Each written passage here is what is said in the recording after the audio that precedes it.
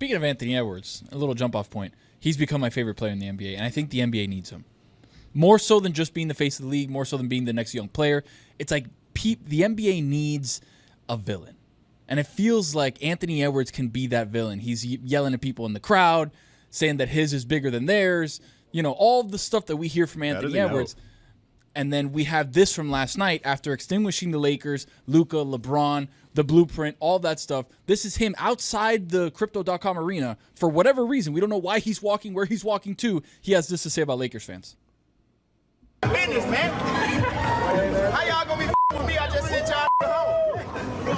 Tyler, hey, how they gonna do that? They be talking, man. They been talking all week. Hey, all the analysts said what they say? Lakers in 5.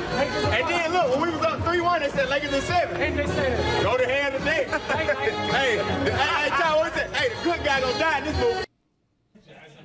Dan, that is the perfect villain for the NBA. The guy who can do anything, say anything he wants, kind of get away with anything you want. If you look at some of the stuff that's in his personal life, like he just runs the entire league at what, 25, 26 years old? He's younger than that, isn't he? You cannot do that after going 5 of 19 and 0 of 11 from 3. Sure. You simply cannot do that. Sure, but what happened? 0 for 11 from 3. But what happened? Okay? But what happened? They won. Okay.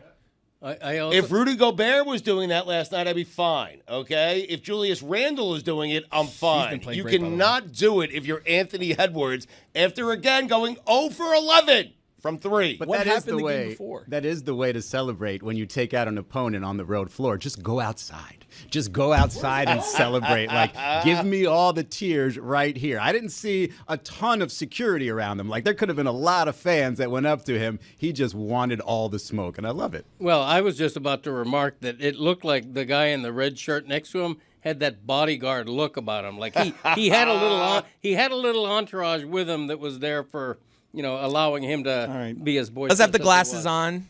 Could be a bodyguard. I mean, that's definitely security/friend. He has a group of people around him, as he should. He didn't have a group of people around him on any of those 11 threes and still missed them all. Yep. 43 the game before.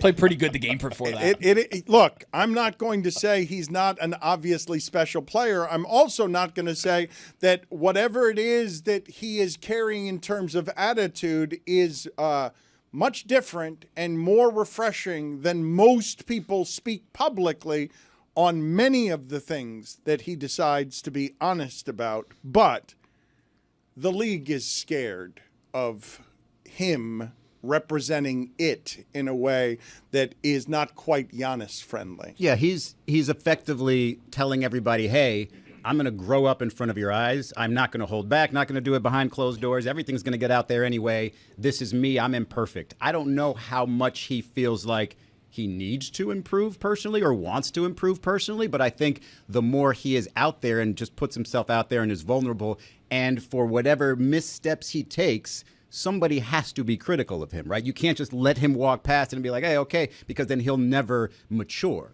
So, yes, I think they're afraid, but I also think they're sort of confident that maybe he grows up and doesn't make any huge mistakes, and this is the worst of Anthony Edwards. It just feels like they wanted to do that with John Morant, and then the gun stuff happened, and then they kind of doubled down on that, and then all the stuff with his dad happened. It's like, oh, that was supposed to be you. Hold on, let's just refocus over here to Anthony Edwards. Oh, but let's understand what it is that we're watching, because when Greg Cody, for example, is one of your customers, and he's used to sports and sports figures behaving a certain way. But basketball, specifically basketball, as a cultural symbol, fashion symbol, statement symbol of our guys are going to do with their, let's call it street credibility, what Allen Iverson did, which is use it to be so much different than everyone around you that people really appreciate the authenticity in a way that they feel differently about the way Grant Hill is doing it, for example.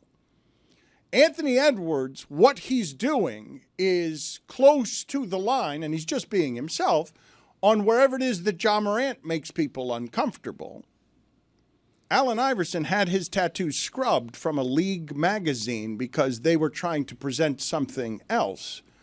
Anthony Edwards wandering around getting fined for saying my penis is bigger than yours and being just completely authentic and unvarnished, I would say, is something that's both appealing, especially to young people, especially when you're knocking out Jokic Game 7 in Denver, Luka and LeBron in Los Angeles and walking around their arena afterward, making fun of them. And then last year, getting rid of Booker and KD and telling them, like, KD, you're my hero, and also bleep off. That is something that also has a danger that the league should want, but also could be scared of as well. Dan, did you see the Netflix special on the, I don't know what they're calling themselves, the Redeem Team or the Dream Team, the next Dream Team, the gold medal game? Did you see in the first episode how Anthony Edwards was talking to former President Barack Obama? Like, he was talking to him like me and Izzy would talk, like, yeah, no, you, like, well, whatever. Like, completely normal, completely unaffected by the caliber of person that was in front of him. He's like, oh, no, yeah, I'm him. That's cool. And this is what I'm saying about, like, sort of watching and him grow and the league being sort of on eggshells, maybe on pins and needles, but confident that he will grow. Because, like, what are we talking about here? What are the things that he's done? He's done the one thing where he sort of decided to videotape a line of what appeared to be gay men going into a club and saying, what does the world come to, right? I think Tony had touched upon it earlier that there's a conversation, hey, he probably has too many kids from multiple women, if that's the case. I don't even know all the details there. That's and then this personality thing where you're talking about, hey, my blank is bigger than yours. Are these all things that we think somebody is going to continue to do as they grow into their late 20s and early 30s? Or are we saying, okay, we're putting the spotlight on him. He is authentically himself from the beginning, which is not what Ja Morant is. Ja Morant was a little bit more through some closed doors. You have to, like, figure out who he is. Anthony Edwards is showing you who he is, and the league is basically saying, we might be gritting our teeth through some of it, but we're confident he will mature past this. I would be skeptical of that maturity because you're rewarding the way he already is. He goes 0 for 11 from 3, and he's walking around the Laker facility talking crap. There aren't going to be a lot of incentives to change immature behavior if it's just an occasional fine that he can sell more sneakers with because he's dangerous and rebellious. Which is why I'm saying people have to be critical. They have to call him out on things. I don't think this is one of those things to be critical of. To go outside and be a man of the people, again, with the enemy's fans right there, that's just good old-fashioned fun. Go 15 of 19 from the field. Hey, Anthony Edwards, do it after a win that you haven't gone 0 for 11. He cost them the game, but they won. How much do you think it kills Luka that Rudy Gobert took him out? Like, Rudy Gobert absolutely killed in that game, and Luka's sitting there holding his back like, The ghost of Rudy Gobert. Does Anthony have to tell me that he has a bigger penis? Like, I know he does. I get it, buddy. How does he know, as Izzy said? Like, how does he know? Well, that's a good point. The guy who has to announce how big it is, you always question that guy and just how big it is. I think you do. Yeah. I think you do. Mm-hmm. I don't think you do. And I would say that while Stugotz says correctly, I don't know, he does know. He knows. In this particular case, he does know.